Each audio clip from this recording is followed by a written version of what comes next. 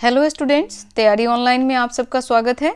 आज है 5 जनवरी 2021 और 5 जनवरी 2021 से करंट अफेयर्स के जितने भी क्वेश्चन बन सकते हैं सारे हम इस वीडियो में डिस्कस करेंगे और सभी क्वेश्चन मोस्ट इम्पॉर्टेंट है, तो आप इस वीडियो को एंड तक देखें।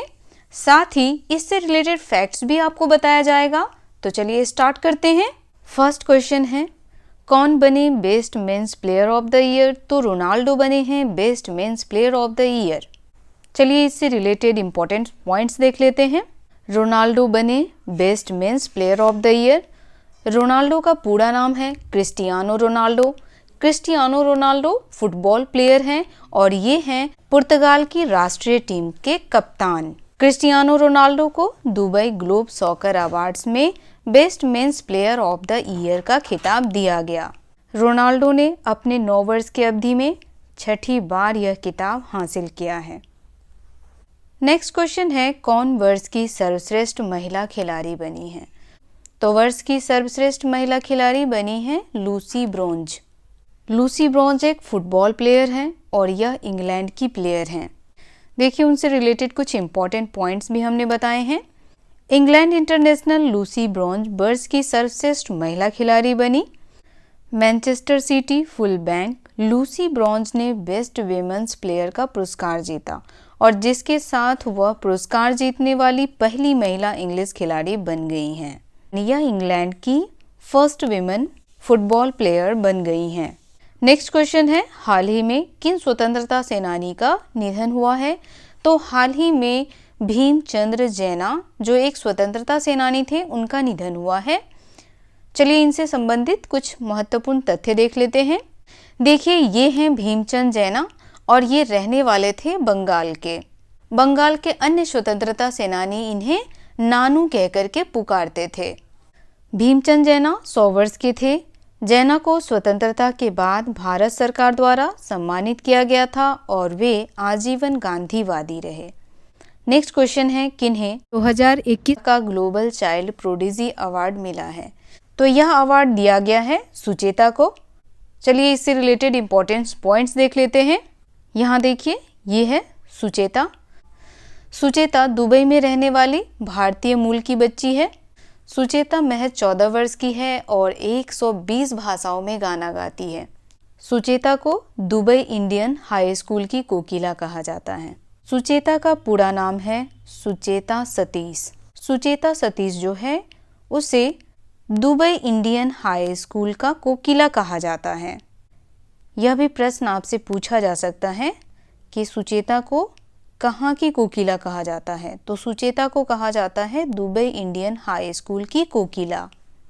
और ये कहाँ रह रही हैं? तो मैंने आपको बताया है यह दुबई में रह रही हैं और ये भारतीय मूल की बच्ची हैं।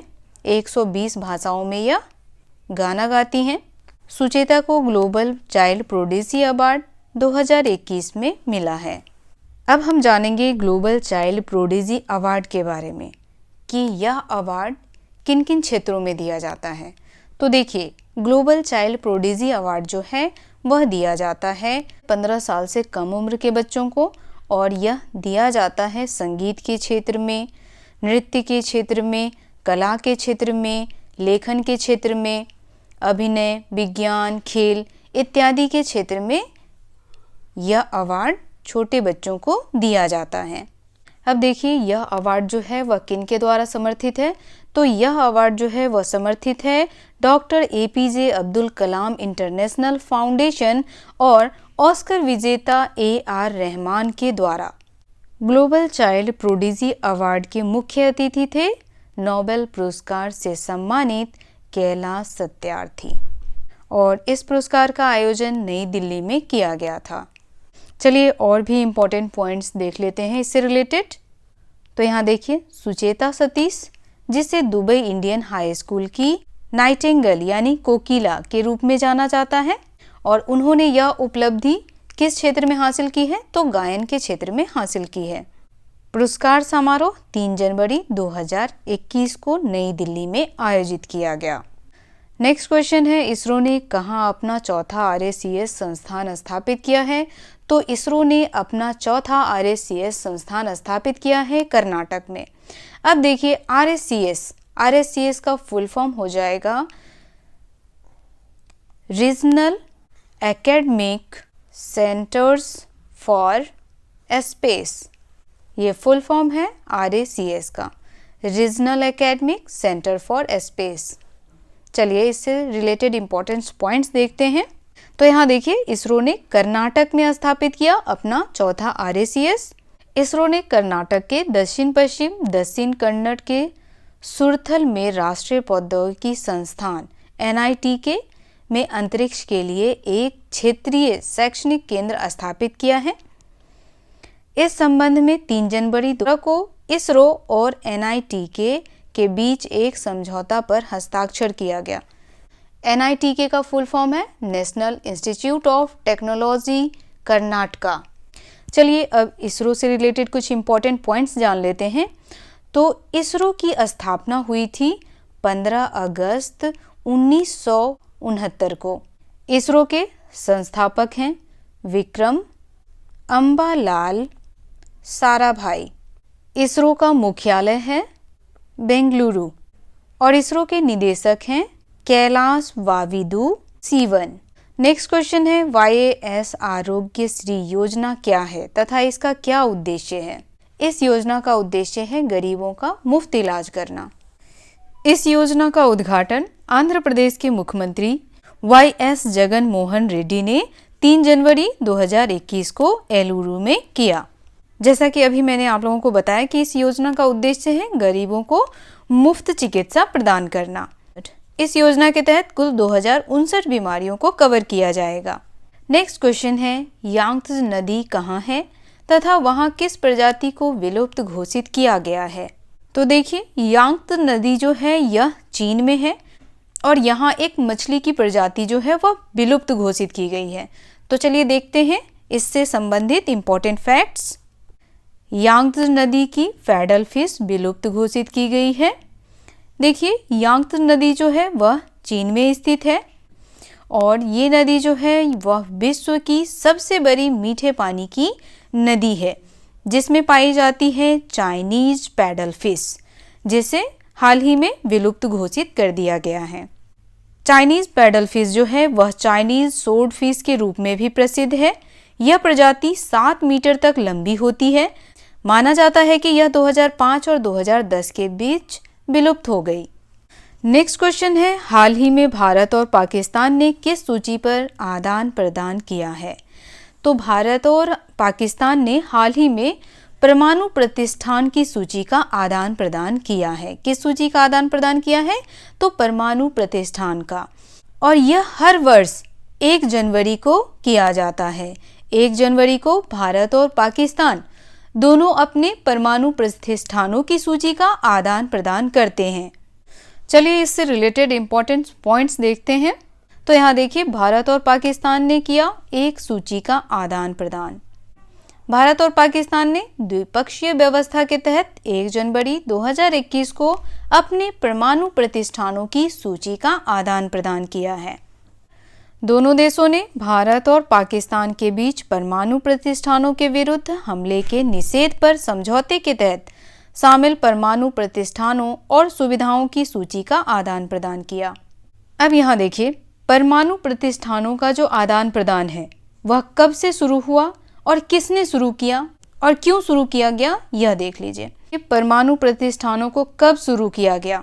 अब यहाँ देखिए, परमाणु प्रतिष्ठानों का आदान प्रदान जो है वह प्रत्येक वर्ष 1 जनवरी को किया जाता है। किस दिन किया जाता है? तो 1 जनवरी को किया जाता है। और इसे कब आरंभ किया गया था? तो देखिए, इसकी शुरुआत जो है वह हो गया था 21 दिसंबर 1988 को, जब हमारे देश के भूतपूर्व प्रधानमंत्री राजीव गांधी और पाकिस्तान की भूतपूर्व प्रधानमंत्री बेनजीर भुट्टो, इन्होंने सबसे पहले इस समझौते पर हस्ताक्षर किया था। तो किन्होंने किया था? राजीव गांधी और बेनजीर भुट्टो ने। कब किया था? तो 21 दिसंबर 1988 को किया था। और यह लागू कब हुआ? तो देखिए, यह लागू किया गया था 1 जनवरी 1991 को। हर वर्ष 1 जनवरी को परमाणु प्रतिष्ठानों का आदान प्रदान दोनों देशों के द्वारा किया जाता है और इसका एकमात्र उद्देश्य है एक दूसरे के परमाणु संस्थानों पर हमले करने से रोकना। नेक्स्ट क्वेश्चन है, हाल ही में कछुआ पुनर्वसन केंद्र की स्थापना कहाँ की गई है? तो यह किया गया है बिहार के भागलपुर में। यहाँ देखिए, बिहार में होगा कछुआ पुनर्वसन केंद्र।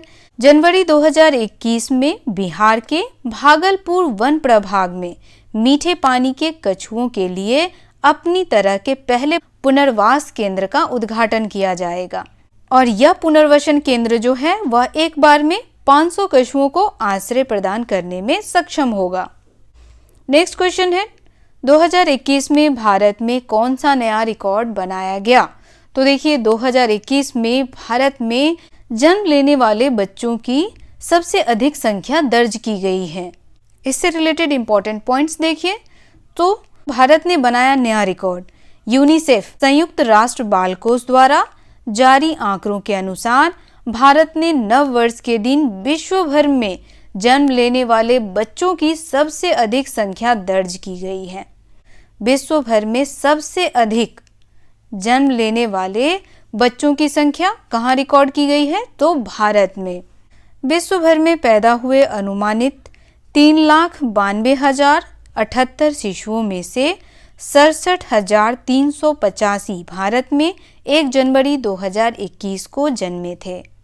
तो आज का ये करंट अफेयर्स यहीं समाप्त होता है। करंट अफेयर आपको कैसा लगा आप हमें कमेंट करके अवश्य बताएं। अगर कोई सुझाव हो तो वो भी आप हमें कमेंट करके अवश्य दे सकते हैं। तो मिलते हैं नए प्रश्नों के साथ। अगर आप हमारे चैनल पर नए हैं तो चैनल को सब्सक्राइब करें, बेल आइकन को दबाएं ताकि सभी नोटिफिकेशन आप तक पहुंचता रहे। वीडियो को लाइक करें और अपने दोस्तों के साथ शेयर करना बिल्कुल न भूलें। आप हमें इंस्टाग्राम, टेलीग्राम, फेसबुक और ट्विटर पर भी फॉलो कर सकते हैं। लिंक आपको डिस्क्रिप्शन में मिल जाएगा। आप सबका धन्यवाद।